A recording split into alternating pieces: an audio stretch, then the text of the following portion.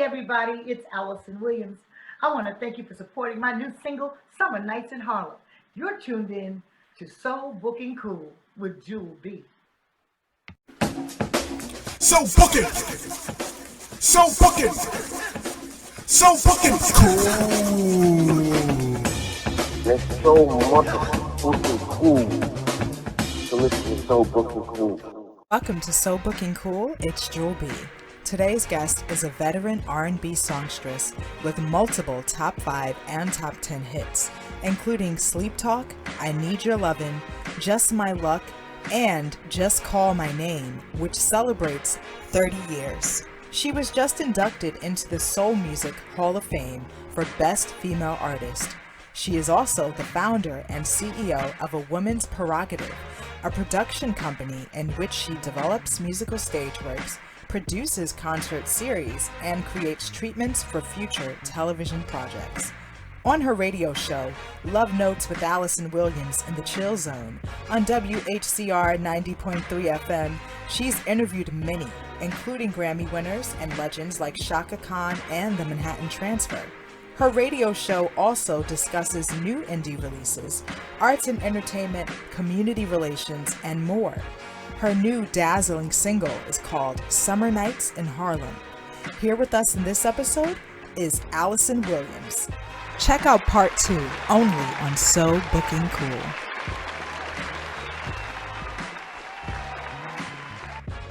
What would you say are the keys to being a radio personality? Well, first of all, you should have a personality.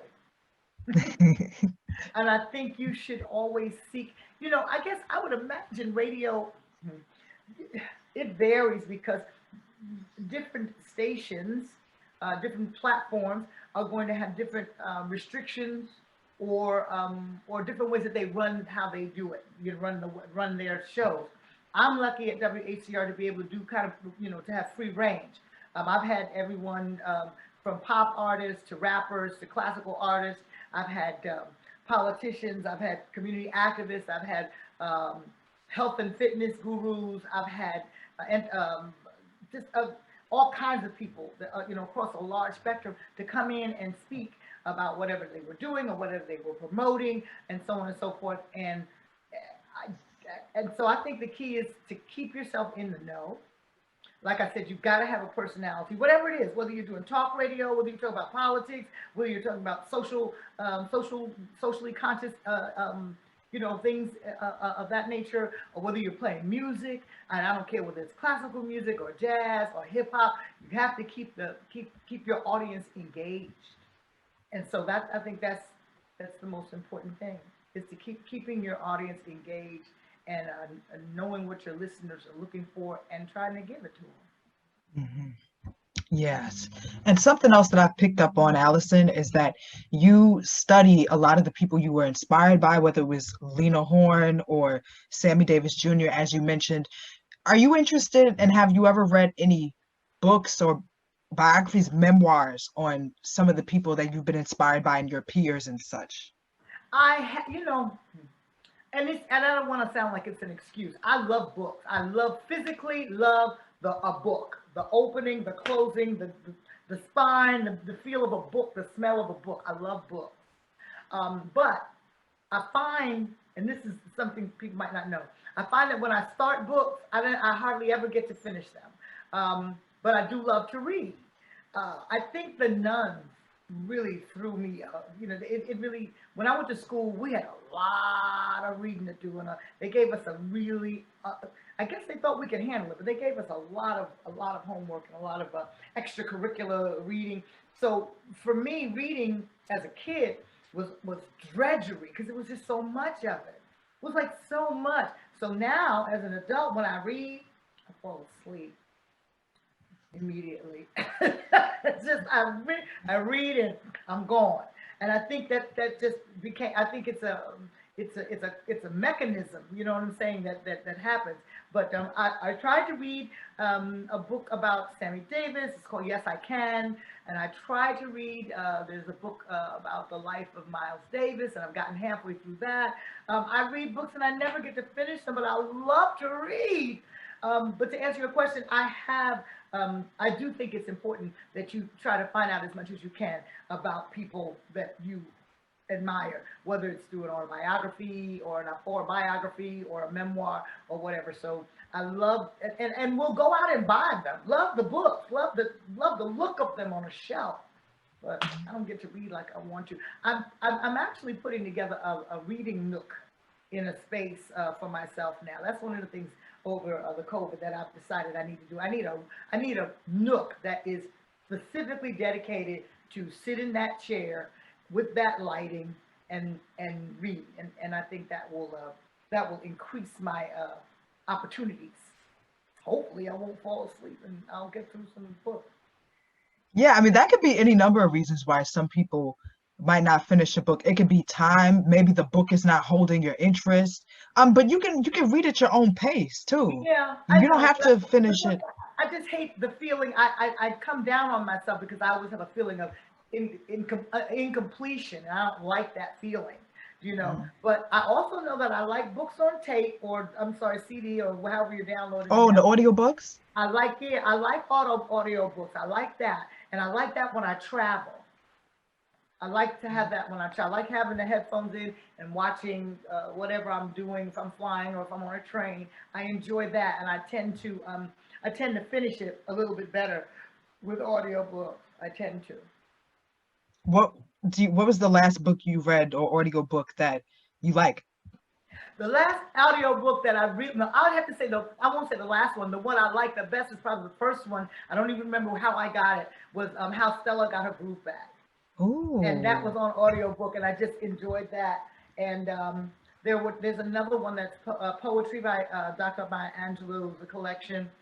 And for Christmas last year, I received the Michelle Obama book, and I threatened to start that book several times. I was going to start it on the beach at Martha's Vineyard. I was going to start it while I was laid up with my leg. I ruptured a quadricep muscle last January, which was my original sequester at home date. I had been down since January, so when COVID hit, it was like, really?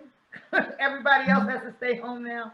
So it was a very interesting year. But I really, I threatened to start the book. I have not yet, but I'll let you know the minute I start it and when I finish it. Do you imagine that you would? I understand it's a really good read. And I just don't want to start it and then it end up like so many other books sitting in the corner. I really want to delve into it. So. Well, the good thing, it'll always be there. It's when you're ready, when it's right for you to read, like any book. Thank you for the encouragement.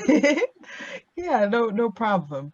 Do you see yourself ever writing about your book, or have you ever journaled about your experiences and about your career? Absolutely. As a matter of fact, I've got myself a journal that will serve as a blueprint for a book that I do want to write, that talks about what it was like for me, a little black girl from Harlem, and how you come up with jazz, and then you get signed to a rap label, and then you're given an R&B contract, and all those stories and all those people, and what it was like to go to school, and what it was like to live in Harlem, and go through that whole thing. And I'd like to write a book about my life, but I also had a thought of having a book where I interview other artists, and I just want a road story, and that's the name of the book, Road Stories. And I just want, we've had so many great stories together, but I want someone to tell me their favorite road story. Oh, that's a great idea. I'm sure you would have Miss Shaka Khan, right? Yeah, it's great stories. It's great. It's got a lot of it's got potential. So those are two that I think I'd like to do. I think I'd also like to do children's book too. Ooh. Children's book might be nice. Yes, do that, please. Do you have any idea what you would want it to be about yet, or It would probably be based on. It would have to be something that I know. I think it would have a musical element to it. And it would have an element of building of a self-confidence. It would be something that would teach you how to hold your own. You know what I'm saying? It would teach you. It would be something that would tell a child not to be fearful of the world. Maybe how to take on, not take on, but how to ward off someone with a negative energy that wants to bully you. Because I was bullied, so somebody has to tell you that you are enough, and don't let anybody steal that from you. And you deserve the best, and don't be ashamed of who you are, how you look, what your skin tone is. All of those kinds of things are what I would want to pour into a child. Yes. Or be a tool to help them, get through those rough times, because those things happen in life. Those things happen, but they shouldn't define you, and they shouldn't mar you and scar you. What was a pivotal challenge that you've bounced back from? Pivotal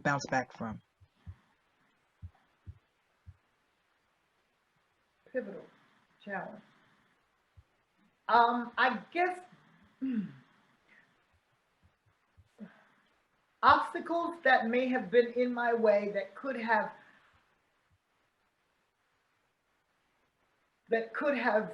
made it so that I hadn't taken the path that I've taken.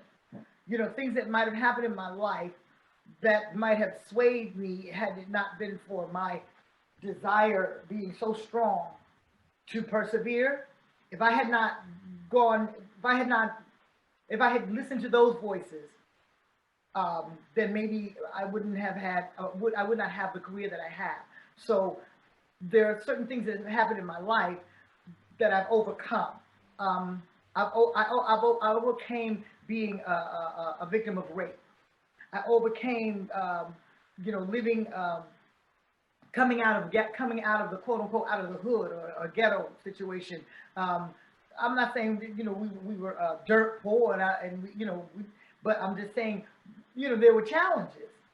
There wasn't always a lot of money to go around to do everything, but yet I was able to not look at that and say, oh, well, I'm never going to have, or I'm not going to get to where I'm going to go. I persevered. We figured out, and God made a way.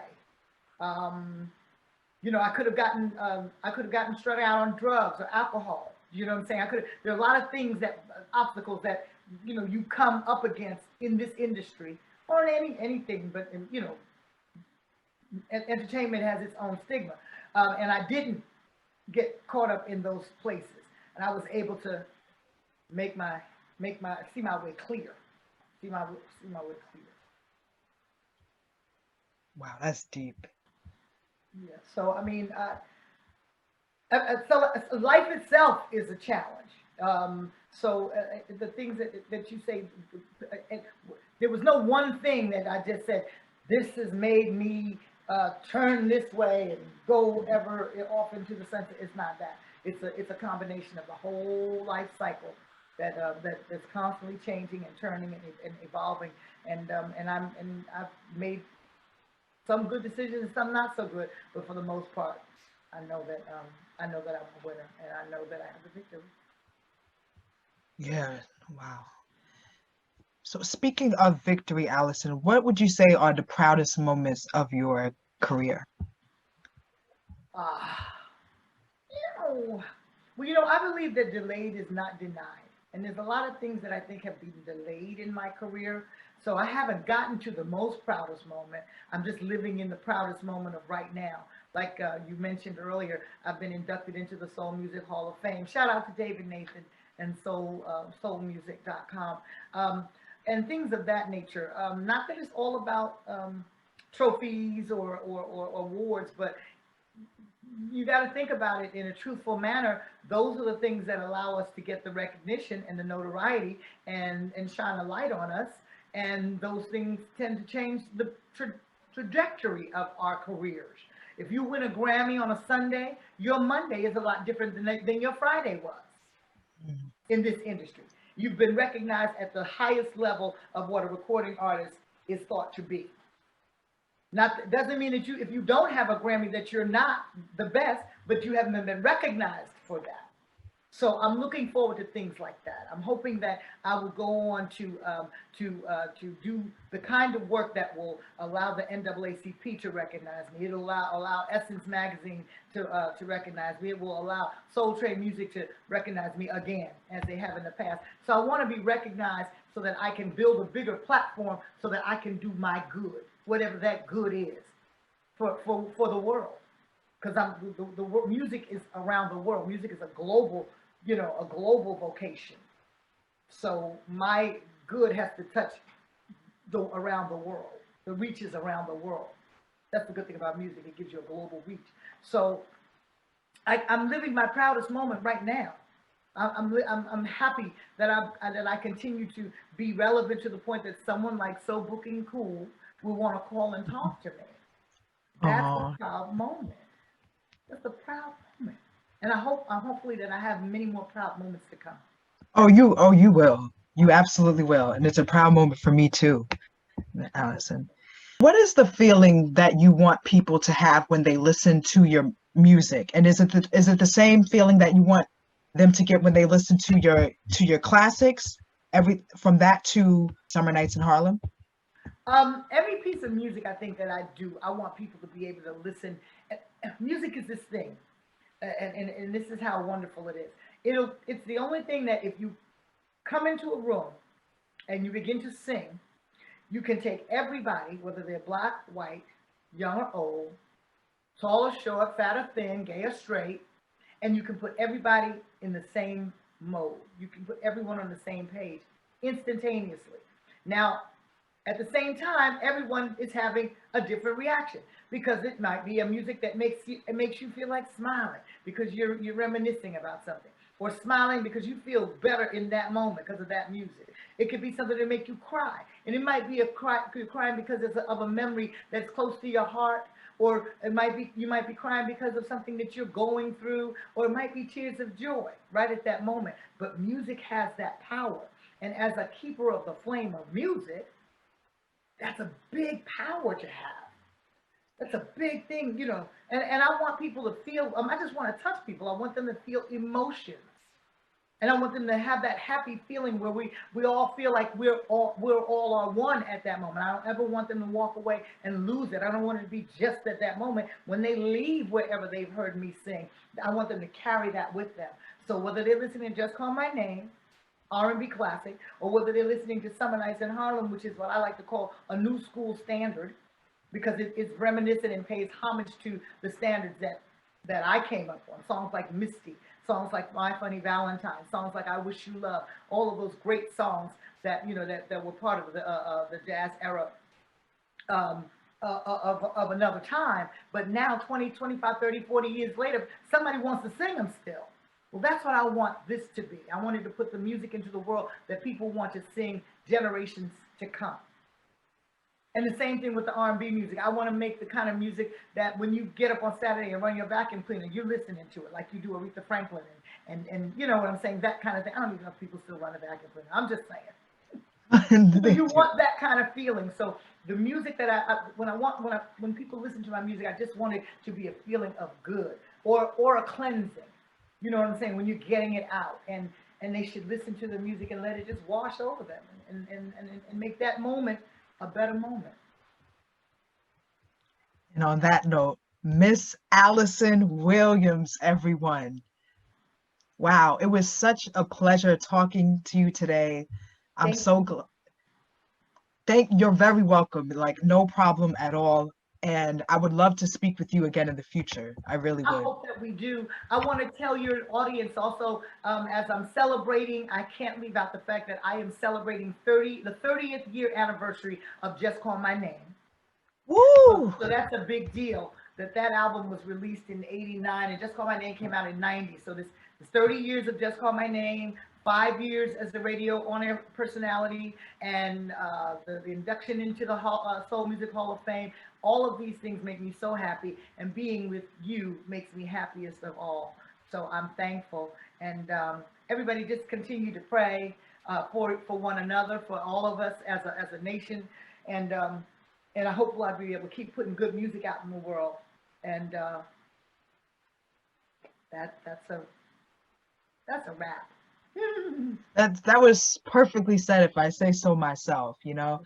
Everyone, check out Summer Nights in Harlem. And how can people keep up with the work that you're doing, the wonderful The work that you're music is doing? everywhere. The music is on all platforms. So please go, please buy it, download it, stream it, whatever it is. We are artists, and it doesn't matter whether we're, performing in arenas or in studios or in small jazz clubs or in theaters.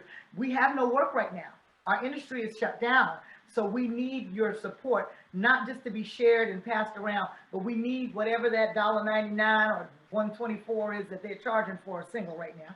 So please keep live music alive and support us in that manner. You can keep up with me on Facebook, Alyson Williams Music, Instagram, Alyson Williams Music, Twitter, Alyson Williams.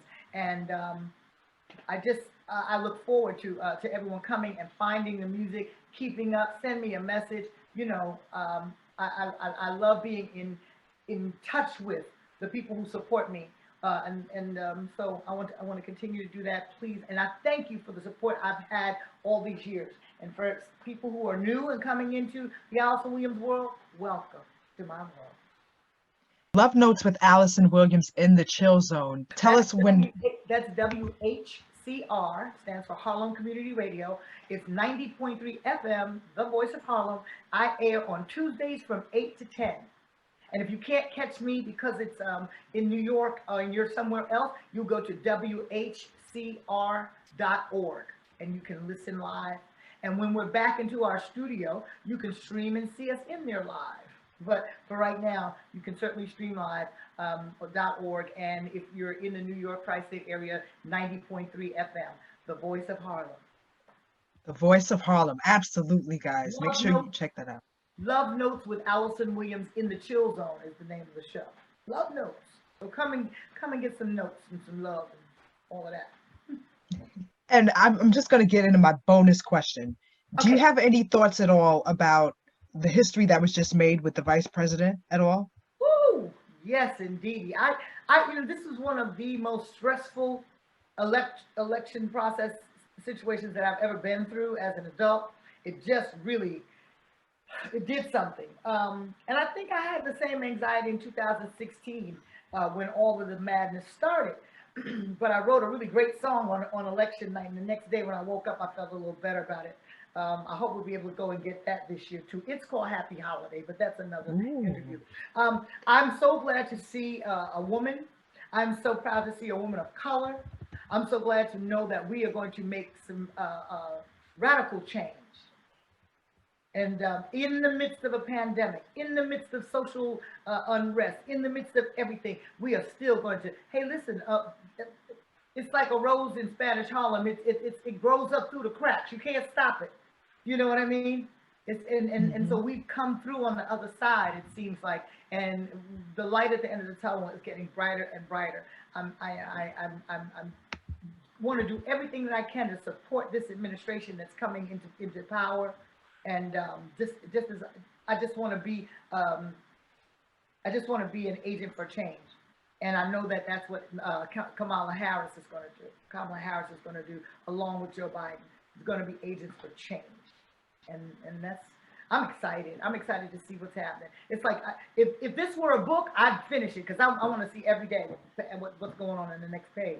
You know, we've been through a lot. We are going through a lot as a nation of people. And